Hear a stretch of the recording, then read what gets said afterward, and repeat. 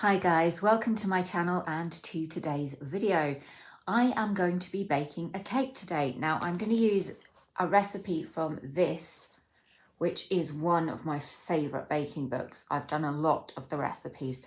Now the one that I'm actually going to be doing is for caramel cupcakes. However, I'm going to be making one big cake and mine is going to be caramel and apple rather than just caramel. Now the cake I'm making is for a child's birthday. However, said child is very unlikely to eat the cake, so I'm making a cake with flavors for the adults but an appearance that will appeal to a child, so that's why it might seem a bit of an incongruous mix. But yeah, I'm going to get you to join me in the kitchen while I do the baking. I used to bake an awful lot before COVID, to the point that I was kind of making up my own recipes. Haven't done it properly, I think, since COVID. I've done box mixes and I've done my Rocky Road and my cheesecake, which are no bake recipes. So this is the first actual baking. So I'm hoping that I haven't lost my touch, but I need to go and actually get started because this is going to take a while. Here's the recipe that I'm going to be doing today. It does actually go over the page, which is slightly annoying because it's a bit fiddly with the cookbook holder, but you know, it's not that big a deal. So the first thing that I'm going to do is look out my cake tins and get them prepped. And then I'm going to get out my mixing bowls and the utensils that I think I'm going to need. I've already got most of the ingredients looked out, but I will go through those once I've done the utensils. And while I'm doing it, I have my phone here and I'm currently watching What If Everyone Plays a Ranger in D&D 5e by the Dungeon Dudes. So shout out to the Dungeon Dudes for joining me in this baking video. I'm just going to use my silicone cake tins. I've only got one metal one, and I used to bake cakes, you know, one at a time and stack them when I was doing a sandwich type cake, but for the sake of time, ease and saving money on gas and electric, I'm just going to do it in these. And I've got some spray.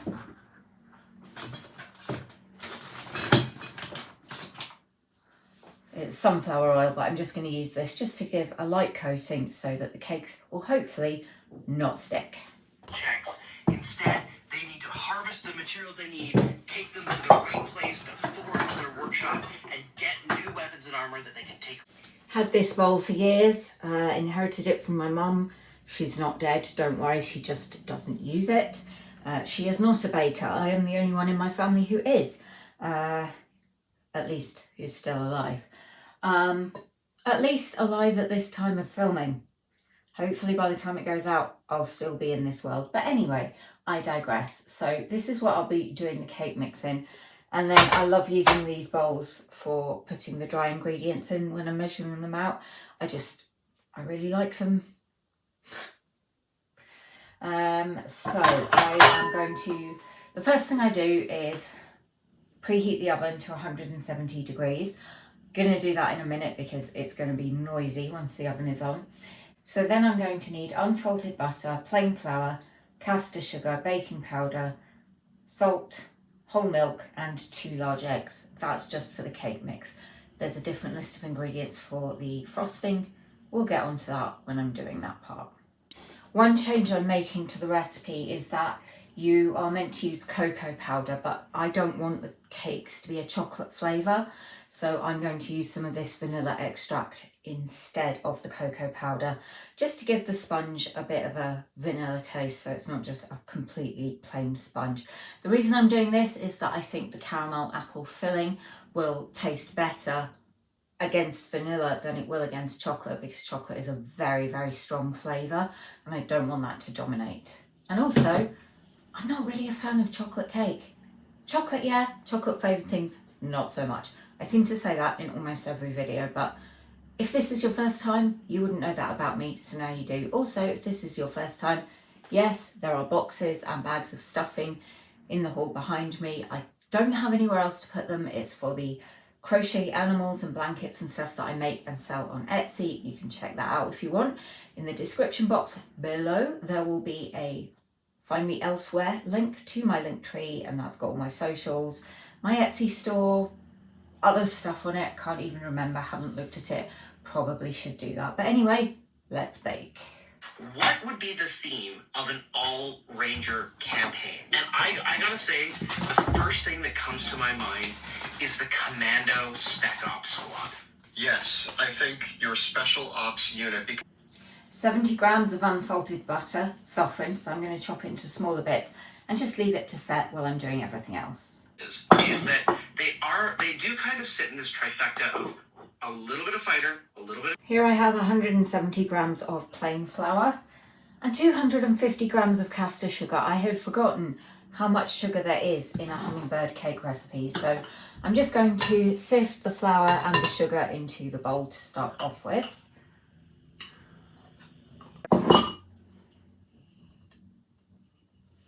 Probably don't need to sieve the sugar, but if I'm getting the sieve out, I may as well use it for everything.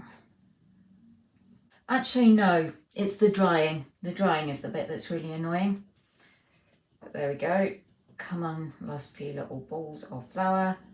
Done. Watcher, but I absolutely loved Attack on Titan, and for me, the Scout Regiment from Attack on Titan is a huge amount of inspiration for the urban rangers that inhabit the world of Drakenheim. And that is where, once again, you kind of see this highly mobile fighting force that is capable of using terrain to their advantage.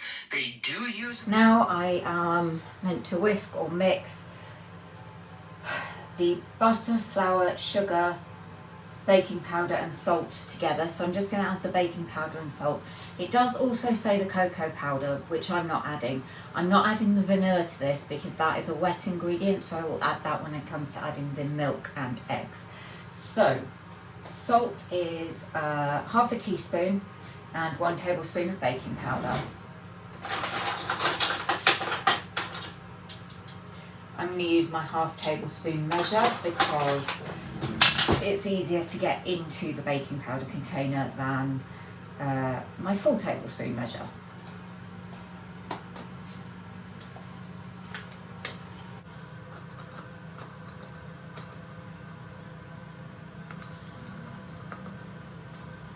I'm going to mix by hand. I do prefer to do that because the electric mixer can make everything go everywhere, and it's also really, really easy to overmix. And you don't want to overmix your recipe because that will also affect the rise. God, I sound like I know what I'm talking about. There'll be people shouting at me in the comments for giving inaccurate information. So that's the salt. And then just add the butter and mix. I have flour everywhere, but I'm now going to add half the wet ingredients, mix that in, and then add the other half.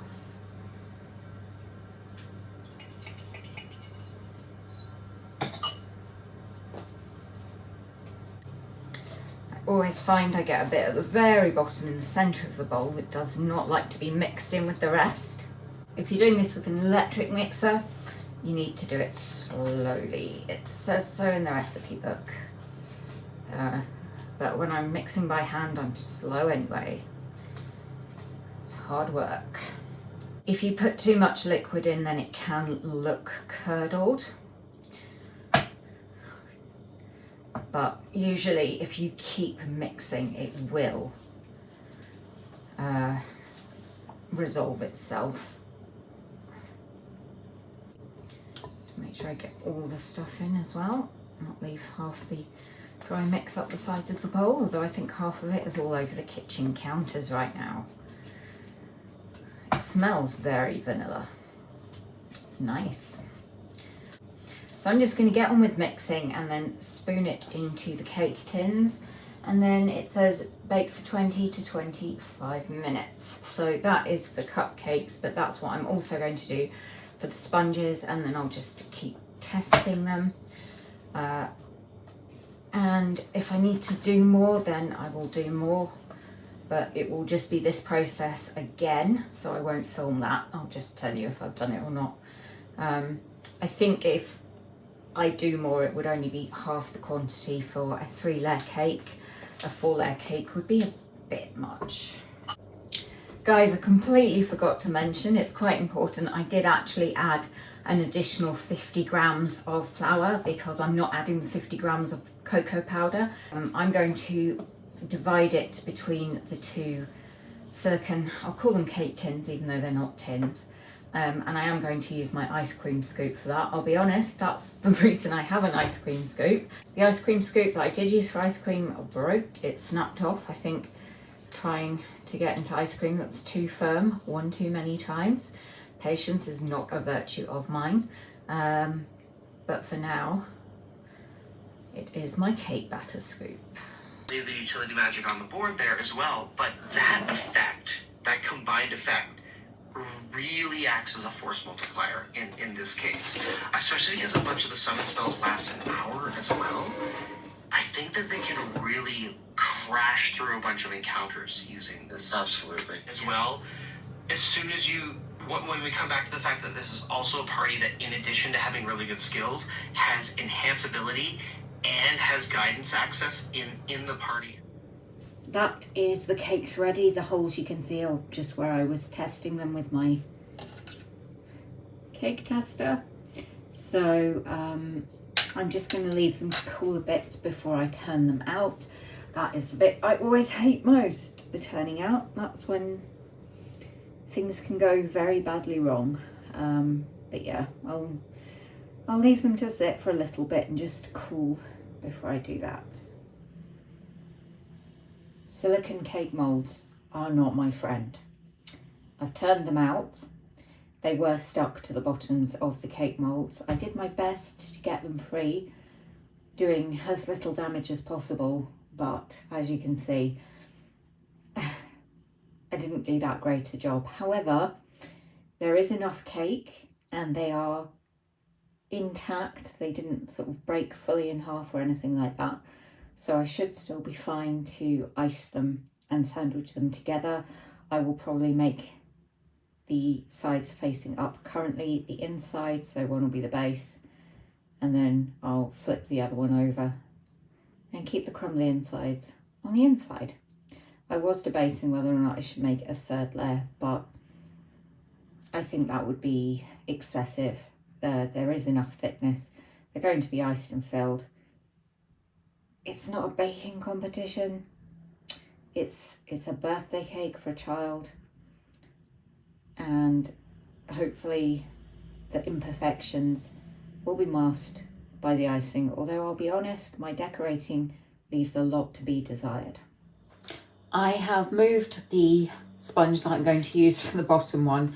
Yes, it does look a mess, but you know, hopefully I can disguise it. So it's fully cooled and I'm going to begin the decorating process. I'm going to be using this because it is absolutely sensational, but I also need to make my buttercream. I'm going to probably make half the quantity of frosting in the Hummingbird recipe book, or maybe 2/3, because I tend to find that when I do the full amount, it's way too much. I mean, they say 670 grams of icing sugar and I only have 500 grams. That is just so much icing. For those of you who don't operate in grams, that is 1 pound and 7 ounces of icing sugar. So yeah, not going to be making that much. I'll probably start with half, and then if I need to make more, I can just make more. I'm going to start by measuring out 105 grams of the unsalted butter. I'm going to pull out my flute and go, and that's the sound, and that casts Healing Word on Galatea.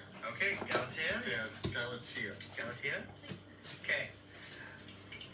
Now I'm going to need 335 grams of icing sugar. This is when things tend to get messy. When it comes to adding the icing sugar, I normally would mix the butter first to get it soft and then add the icing sugar gradually, because otherwise you just get a big white cloud of icing sugar everywhere and it is such a mess.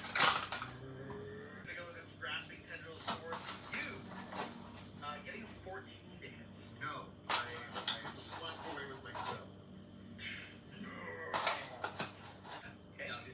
That's 200. So yeah, I think I'm going to stop at 200 and then do another 135 once I've mixed this in. You also need 35 ml of whole milk and 15 grams of tinned caramel or dulce de leche. The first thing I have to do is just get the butter and icing sugar mixed, and that's when I then would add this. I'm possibly going to do a layer of this on the cake as well and then put some icing on top. I'm not sure. I'll see what the icing tastes like. I want the flavour to be there, but I don't want it to be too sweet or too sickly. So it stays in the aura? Okay. I'm fine.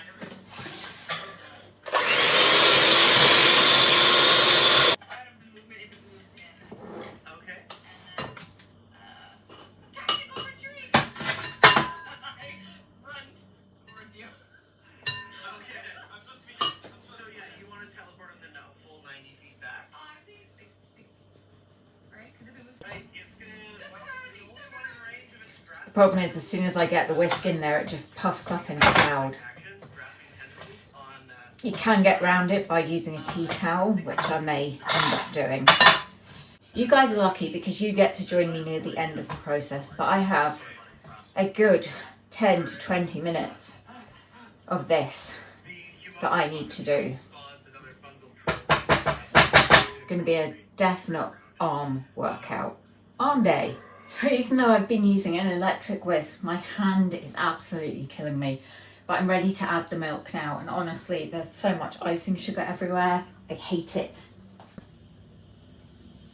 Mix it on a slow speed, so I'm going to revert to mixing by hand.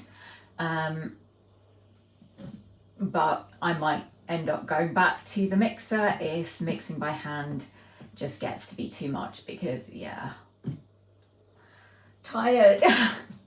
I'm going to have to clean the kitchen thoroughly after this. The mess is just horrendous. Our best practices as neurodivergent DMs, as well as sharing some of the comments from our amazing community who in a This is when it should start to come together and look like actual frosting. It's already getting that texture, which is really good for me because it's less messy, but it does stick to everything. Just get the sticky lumps off. Once I've got the milk in, I will continue to beat it, probably using the whisk, until it's light and fluffy. And then I'm going to add my caramel spread. See, it doesn't actually look like that much now. So that's why I'm thinking I might need to do a bit more. But we'll see. Right. Definitely time for the hand whisk.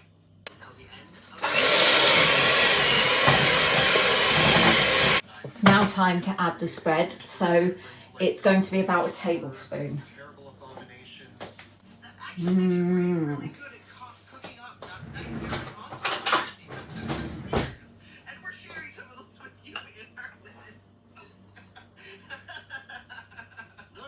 This might actually end up being a bit more than a tablespoon.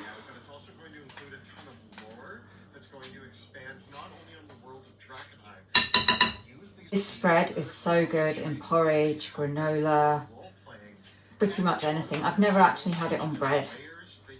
Haven't done that yet.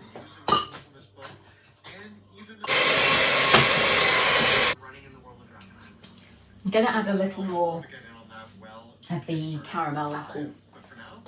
Just two people that also have our own experiences with neurodiversity. Once again, although I don't show it on camera because I'm not facing my sink, I'm constantly washing my hands. I'm usually washing my utensils as I go along, just in an effort to be as hygienic and mess-free as possible.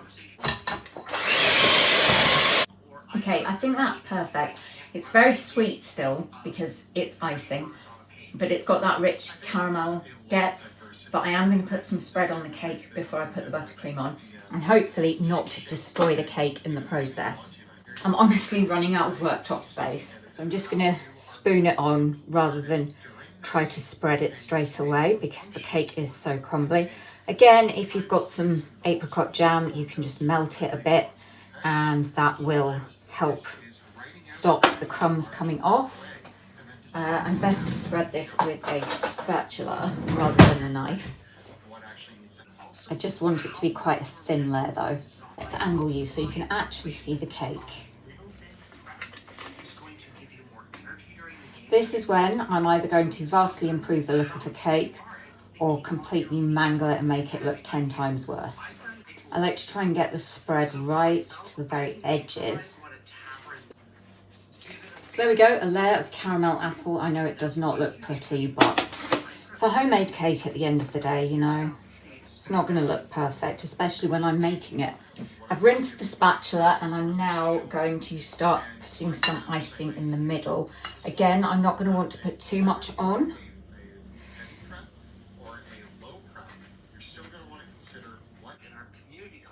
It is going to mix a bit with the caramel sauce underneath, but that's fine.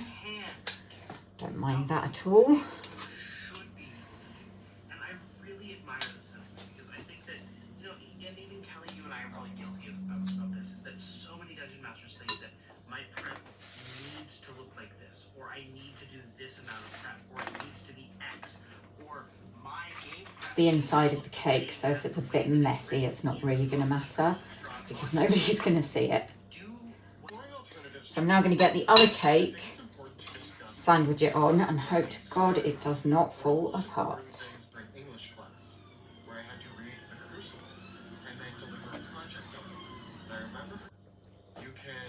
So I'm now just going to put the rest of the icing on the top. And I remember asking if me and my buddy, if we worked together and did all three. Things can go all over. Dungeon environments are sprawling complexes. So I think I am going to have to ice the sides and probably make more icing. I'm not going to film all that though because it's just exactly what you've just seen. So I'm going to get on with that. And I guess I'll see you back when I've fully iced it. So I've cleaned up the kitchen and I've cleaned up myself. This is the iced cake. The second batch of icing, which was a quarter of the quantity, was enough. I did use all of it, and now I need to decorate. I did think about piping a blob of icing onto each of these, but they've got the little lumps on the top already. Maybe shouldn't put them quite so close together. I'll just see if I've got enough to go round. I did get the bigger pack because that's all they had. And I went for the branded ones because kids can be very brand loyal. And you never know, they might decide to eat the cake, but if not, there'll be plenty for us grown-ups. So here we have the finished cake. It doesn't look spectacular. It's very homemade, very rough and ready, but you know what? Doesn't matter, I've done it, and hopefully it will be enjoyed. We've got candles to go on it, but as I say, I'll put them on later. For now, I'm just going to put the lid on the cake to keep it airtight and leave it to chill. If I can get a clip of the inside of the cake and a taste test, then I will, but because there will be kids around, that might not be possible. So I'm just going to do an outro now, just in case. Thank you so much for watching. I hope you've enjoyed this video. It was something a little bit different from me. Probably not going to be a lot of baking videos coming up, but then I do have all that flour and sugar to use. So you never know. You can always let me know in the comments what you would like to see. But for now, I need to go and sit down. Bye.